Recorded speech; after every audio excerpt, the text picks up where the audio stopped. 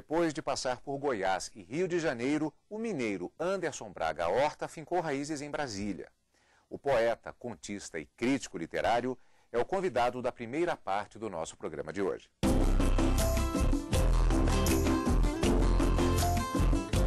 Nasci na região mais alta e fria de Minas, entre as serras e a neblina.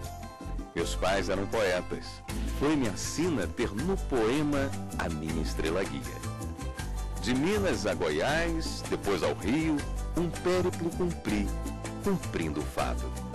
Mas o leme nas mãos, enfim tomado, em Brasília ancorei meu navio. Entre zelos de esposa, filhos, neta, entre amigos e irmãos, bendigo a via que nos conduz à inevitável meta. E o sentido da vida se alumia ao sol do amor, que amor é quem completa a dádiva sublime da poesia. Antes de mais nada, obrigado por aceitar o nosso convite para falarmos a respeito de literatura. Eu gostaria de começar perguntando a respeito da influência de casa, a influência pessoal. Seus pais eram poetas. Exatamente. Embora na infância, começo da adolescência, talvez até eu não me desse conta de que meus pais eram poetas. Mas eram poetas, eram professores, minha casa era sempre cheia de livros. Então, desde cedo, me foi inculcado o hábito da leitura. Quando eu comecei a escrever poesia, é claro que passei a me interessar pelo que meus próprios pais tinham escrito. Colecionei os poemas deles, que nunca se preocuparam em publicar em livro. Eu, afinal, é que os fiz depois da morte de cada um deles. Agora, as primeiras impressões literárias foram exatamente com as poesias deles ou por meio dos livros com os quais conviveu dentro de casa? A minha primeira impressão literária, as minhas primeiras, foram no tempo que morava em Goiás, a cidade de Vila Boa, Goiás Velho. Eu li uma página do Humberto de Campos, em que ele confessava um episódio da infância dele, um furto infantil, uma coisa assim, que me deixou muito consternado. E, sobretudo, um poema de Vicente de Carvalho, em versos endecassílabos, de uma grande beleza melodiosa, Pequenino Morto. Aquilo me deixou numa tristeza profunda. Talvez tenha sido uma influência nesse particular negativa, mas, por outro lado, a beleza dos versos me comoveu também. Nessa época eu não imaginava que um dia iria escrever. Só 7, 8 anos depois que eu realmente começaria. A primeira influência literária, aquela que me chamou para escrever, foi a de Castro Alves. Eu li, lá pelos 14 anos, o Navio Negreiro, tomei conhecimento do Navio Negreiro de Castro Alves, e aquela beleza me comoveu a tal ponto que eu achei que, puxa vida, eu gostaria de escrever alguma coisa assim. E comecei a imitar o Castro Alves. Esse foi o meu primeiro momento poético. Minha primeira influência diretamente sofrida foi de Castro Alves. Mineiro, passou pelo Rio de Janeiro, Goiás, Vila Boa de Goiás, ou Goiás Velho. Eles até não gostam muito de falar de Goiás Velho, né? A turma mais antiga talvez não gosta muito. Né? Pois é. E veio para Brasília em 1960. É uma época que, na verdade, tudo isso aqui era um enorme campo de construção, era um enorme canteiro de obras, com barro vermelho que caracterizava justamente aquela época da cidade. Isso gerou um impacto também, essa vinda para a cidade que era totalmente organizada e tinha uma proposta que era criticada, apoiada, tinha uma coisa meio de sonho também por parte das pessoas que vinham para cá? Não foi para mim um impacto negativo, pelo contrário. Eu vim transferido para Brasília, porque eu já era funcionário da Câmara dos Deputados. Não vim.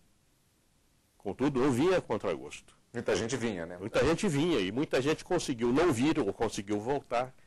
Eu nem esbocei esse gesto. Vim porque eu acreditava em Brasília como um passo decisivo para a afirmação nacional do Brasil. E continuo achando que Brasília deu esse passo, que esse passo significou aquilo que se esperava. Há um certo misticismo nisso, Seguramente, sim. Eu não nego esse misticismo. Eu acho que esse misticismo está na raiz de Brasília. Brasília é uma cidade relativamente nova, 52 anos. É possível, se não falar em uma identidade cultural retratada por meio dos seus artistas, mas a se verificar indícios, nos quais se incluiriam a própria questão do misticismo, misturada talvez um pouco a questão da política, visão de futuro, é possível se estabelecer alguns sinais de uma identidade que se forma? Vamos lembrar que Brasília está na literatura nacional desde 2 séculos. Brasília é um sonho carregado, com certeza, de misticismo. Há, enfim, uma literatura mística desde, principalmente, o sonho de Dom Bosco. Ondas, levas de religiosos, de místicos, vieram para Brasília no começo, movidos por que fogo central, não apenas pela visão de Dom Bosco, mas por uma série de leituras históricas, religiosas, etc. e tal, uma série de fatores que fizeram de Brasília um centro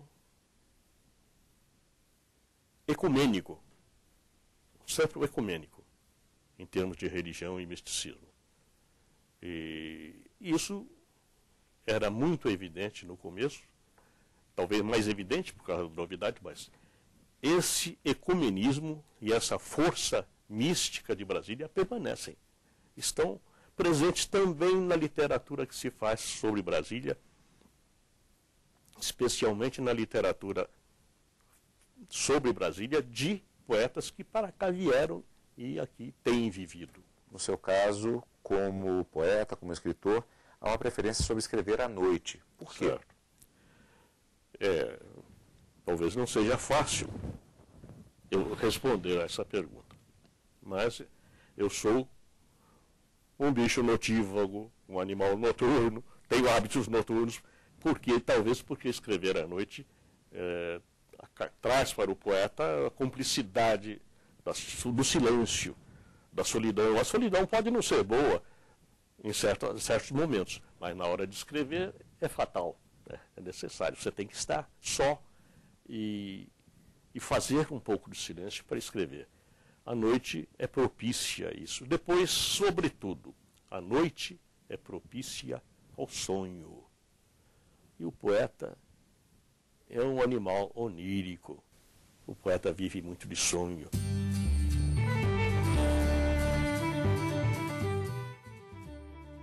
Deixe que a mão escreva. A vontade amolece ao peso dos desejos e se desfibra e verga orgulhosa cerviz. Onde era a força, ou a ilusão da força, agora não há mais que informe cicatriz. Deixe que a mão escreva. A noite é propícia ao sonho. E nós estamos vivendo esse sonho de criar uma nação justa, uma nação melhor. Acho que chegamos lá. Espero. Com a ajuda da poesia e da literatura. Com certeza, espero. Queria agradecer muito a sua participação, portanto, no nosso programa aqui. Uma boa sorte na continuidade do trabalho literário e de pesquisa sobre literatura de Brasília também. E no próximo bloco você vai saber a respeito da relação entre um ministro do Tribunal Superior do Trabalho e a poesia e a literatura. Eu me lembro do Rubens Figueiredo, autor que lançou ano passado e foi muito premiado, O Passageiro do Fim do Dia. É um livro em que o personagem, enquanto vai de ônibus para casa de sua namorada, que vive na periferia de uma grande cidade fictícia, enfim, vai retomando a memória da sua vida. E é um livro de grande sensibilidade social, sem um apelo, digamos, ideológico extremo. É um livro que trabalha a sensibilidade social com muita delicadeza. Então, eu acho que é um livro importante que se leia para que a pessoa retome consciência das dificuldades que existem no mundo contemporâneo, né? Especialmente para nós, juízes do trabalho. Eu acho que é um livro assim de grande relevo, porque ele mostra a realidade do nosso jurisdicionado, que na grande maioria são homens e mulheres simples e modestos, né?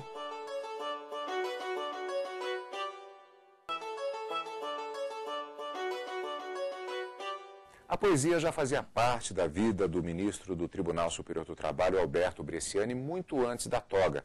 Mas o desejo de publicar o que era escrito só veio recentemente, quando ele completou 50 anos de idade.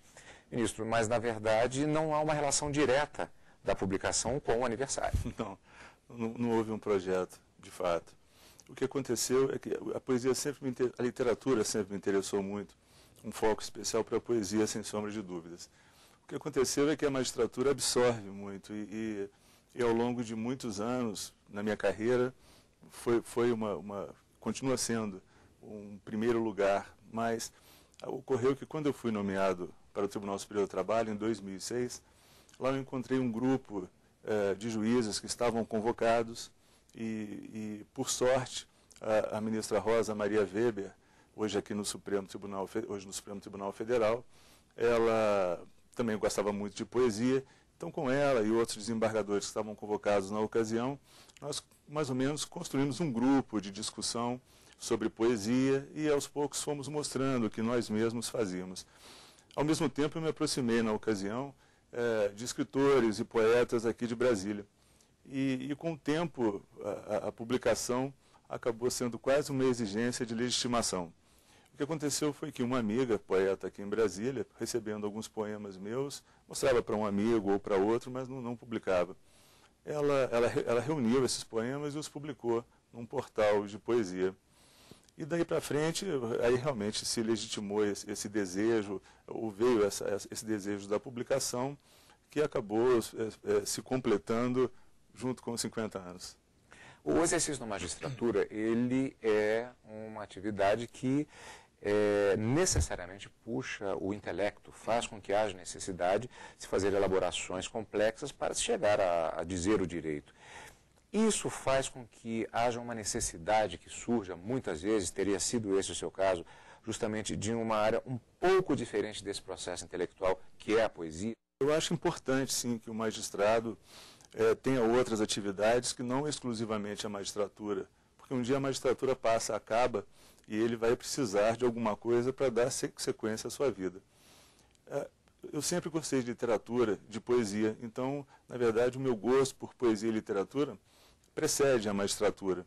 Agora, eu acho, sim, importante para o magistrado, em linhas gerais, que conheça a literatura, conheça não necessariamente poesia, nem todo mundo gosta de poesia, mas literatura, sim. Eu acho que existem relações muito fortes entre direito e a literatura também funciona como um informativo do magistrado na sua atuação como julgador.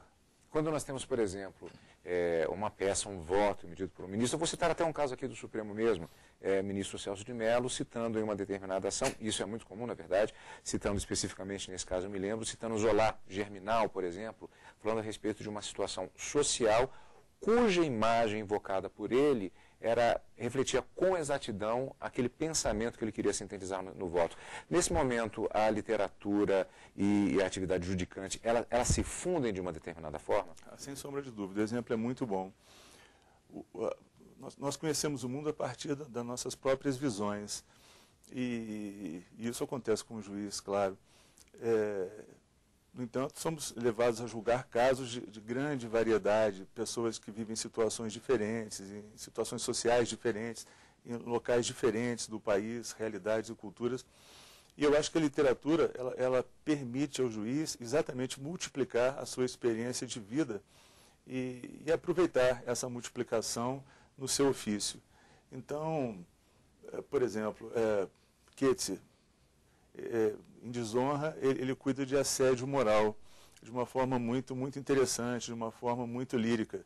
Eu acho que essa é uma experiência que seria valiosa para um juiz que houvesse lido Keats.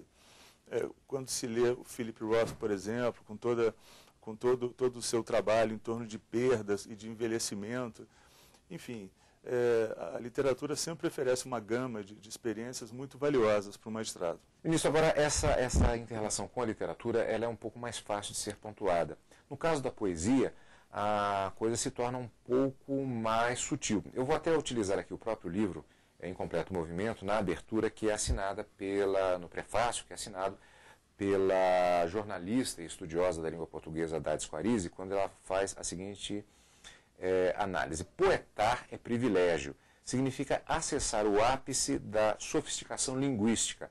Atingir as alturas pressupõe deixar o peso pelo caminho, despir acessórios para exibir o essencial.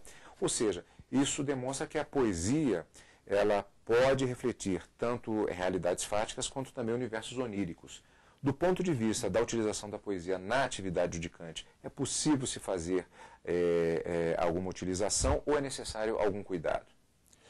Eu acho que é necessário muito cuidado, porque na verdade a poesia ela trabalha com a linguagem levada ao extremo. O Antônio Cícero ele coloca de uma forma muito interessante que a poesia é o escrito mais do que escrito. E a linguagem judicial ela exige clareza, persuasão, que são características que se aplicam a toda a literatura também. Mas exige cientificidade, é preciso que o judicionado compreenda o que está sendo julgado. Eu acho que é preciso que o judicionado compreenda. E então é óbvio que se pode usar uma linguagem poética quando se vai redigir um texto jurídico, mas eu creio que com alguma cautela sim, para que não se abuse de metáforas ou de expressões que tornem o texto incompreensível ou dúbio. Existe até aquele conceito da morte do autor, ou seja, quando o texto ele extrapola a compreensão daquilo que o autor quis dizer. As interpretações elas podem ser múltiplas. Isso numa peça jurídica pode ser até mesmo fatal, de certa forma. Eu acho que sim. O direito ele tem feições literárias, sem sombra de dúvida. É possível fazer literatura com direito. Eu me lembro que na faculdade, quando eu estudava Direito Civil, encontrava alguns autores assim, de muita densidade, mas de difícil compreensão. E naquela ocasião eu percebi que nem sempre a dificuldade vinha do tema, mas a dificuldade vinha da maneira pela qual o tema era exposto. E me encantava o trabalho do professor Silvio Rodrigues. Me parece, eu não sei, não tenho certeza quanto a isso, mas eu creio que a mãe do professor Silvio Rodrigues era uma professora de português, talvez isso tenha influenciado. Mas ele possuía uma obra muito agradável de ser lida e que permitia pronta compreensão, né? Então, nesse sentido da clareza que nós levamos ao julgamento, que a literatura exige, o direito como todo também admite. E é recomendável que assim seja. Né? Na Constituição, especificamente do Incompleto Movimento, são 110 páginas divididas em 4 partes. Dos gestos que transfiguram, dos gestos que iluminam, dos gestos que atordoam e dos gestos que paralisam. Como foi arquitetar essa Constituição? O Incompleto Movimento é resultado da reunião de alguns poemas antigos e outros que foram aparecendo quando o projeto se tornou possível. Então, são poemas que falam de diálogos do eu lírico, aquele que escreve consigo próprio, e diálogos com a personagem amada. Então, eu montei essas 4 partes, né, dos gestos que iluminam e dos gestos que paralisam, são capítulos, digamos assim, que congregam poemas em que há um diálogo do eu lírico consigo próprio. Nos capítulos centrais existem poemas de um fundo amoroso. E esse foi o projeto, então, quer dizer, construída essa grade, eu fui incluindo ou excluindo poemas antigos, incluindo outros que surgiram no processo de edição, que demorou mais ou menos 1 ano. Agora, justamente o processo criativo, o processo de edição, seleção e publicação, ele normalmente é muito comum que se situe num determinado momento da vida do autor. Pode-se esperar para o futuro a publicação de outras obras, e aí vem a pergunta que eu faço, e de repente, numa segunda obra ou numa terceira, que esses elementos eles venham em uma forma diferenciada, talvez até usando a questão da própria sensualidade, talvez mais explícita? Isso pode acontecer? Pode acontecer, porque, enfim, nós nunca nos banhamos duas vezes no mesmo rio, as coisas mudam, nós mudamos. Eu acho muito difícil, normalmente, quando se escreve, o autor ele traz consigo um determinado estilo, que ele pode ter construído ou pode ter recebido, entre aspas, de algum modo. Agora, é muito difícil realmente mudar essa construção da forma de expressão. Eu gosto muito eu gosto muito do formato dos textos, isso me interessa muito em literatura. E se houver um futuro livro, né, tomara que haja, eu creio que sim, talvez viesse com uma outra roupagem, não sei se com uma outra linguagem, mas com uma outra roupagem, sim, sobretudo com relação a temas. Uma questão essencial é a própria formação do autor, do ponto de vista do seu universo, no caso específico também como magistrado, e da sua própria formação literária. Nesse sentido, juntando os dois universos, ele faz a seguinte pergunta, que é com referência a recomendações que seriam feitas para estudantes, para profissionais do direito, para outros magistrados, no sentido de ter essa formação literária, essa sensibilidade aguçada pela própria poesia. Hoje em dia existe uma produção literária tão vasta que chega até a incomodar, porque são tantos bons livros que são lançados e nós não conseguimos normalmente, enfim, passar por todo esse material. Sobretudo um ponto que me incomoda um pouco é a falta de divulgação da literatura brasileira contemporânea. Os veículos de comunicação menos especializados, eles normalmente só falam de livros estrangeiros, livros de traduções, né? Até muitas vezes valiosas, mas só traduções, enquanto nós contamos com autores de grande valor. Então, são autores que trabalham realidades que são importantes, sobretudo quando se pensa em literatura brasileira, porque serão autores que conhecem exatamente aquela realidade em que nós vivemos, né? Eu teria dificuldade em recomendar títulos, porque, para além dos clássicos, que efetivamente são clássicos, como eu mencionei, Keats e Philip Roth são autores realmente muito valiosos, existiriam outros assim, de grande efeito e grande impacto, sobretudo, como eu disse, na literatura brasileira contemporânea. Dr. Alberto Bresciani, ministro do Tribunal Superior do Trabalho, escritor, agradecendo a sua participação, eu gostaria de mostrar novamente o primeiro livro lançado, após muitos anos de atividade literária, Incompleto Movimento, lançado pela José Olímpio Editora. Voltamos na próxima semana falando mais a respeito do universo da literatura, aqui na TV Justiça.